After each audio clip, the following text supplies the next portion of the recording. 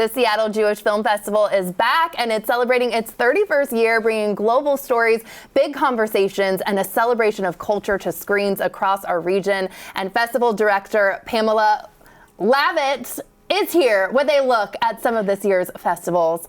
Hi, Pamela. Hi, Kelly. So good to see you again. So good to see you. Thank you for being here. This is one of the longest running Jewish film festivals in the entire country. What does this legacy really mean to you?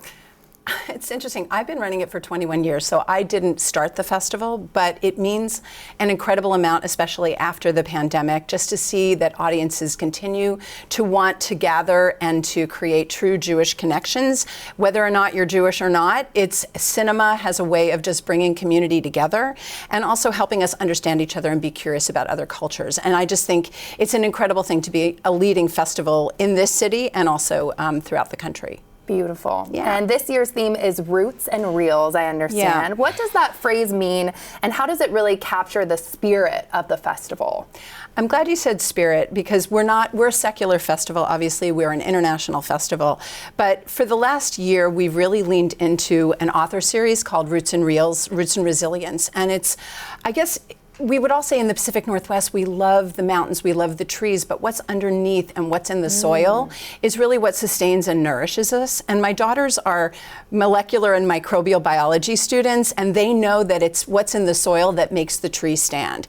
In Jewish spiritual wisdom, you have to have a peoplehood, and that's the tree. But what's underneath, whether it's family, it's spiritual practices, cultural practices, and in this case, cinema and storytelling, that has to make you weather the storm above ground. And I think that's what the theme is this year, is how can we root ourselves in each other and community when there are gale wind forces above ground right now. Beautifully said. Yeah. And let's get to some of the movies.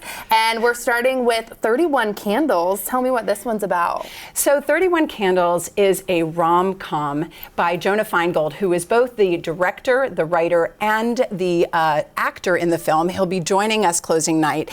It is about leaning into having a bar mitzvah at age 31. And in this case, as a millennial, getting more IRL, right? Ooh. You have a bat mitzvah tutor that was your summer camp friend, and you want to reignite some romance between her. So I think it's about not doing things through social media, but truly getting connected. And he is an incredible upcoming director and actor. We're excited that he's going to be here closing night. Amazing. The next one is Night Session. Yeah, so I wanted to say that our shorts programs are curated by Warren Etheridge locally, and he does an incredible job. This year's series is called It Takes a Shtetl, about how strangers can come together and find connection. Richard Kind is absolutely time comedic perfection in this film, and he winds up having a makeshift therapy session with a burglar who comes in his house and of course winds up supporting him emotionally and even helping him in his job. So it is just about how strangers can collide but support each other. That's a bigger theme of the festival, like bring on the strangers, bring on the conversation. Let's find out what we're about and talk about it. Ooh, okay, that one is on my list. Yeah, I want to see that. It's fabulous. Lastly, you have Among Neighbors. Yeah.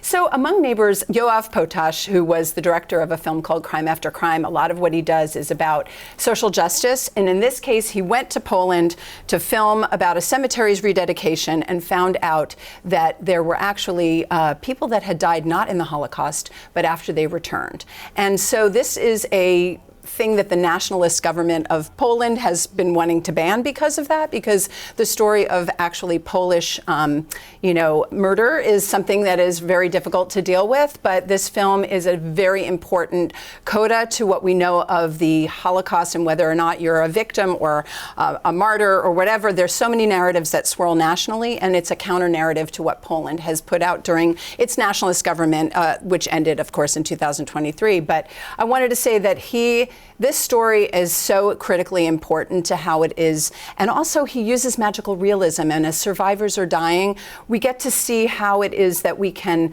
flourish and see these stories through other types of medium, like animation. Yeah. And it's a magical, magical film to watch. So as difficult a subject as it is, he's there to talk about this discovery that he had and how he wound up meeting the last eyewitness of this horrific event that happened in 1945. All those films sound amazing. And before we leave, any particular part of the festival that you're really looking forward to?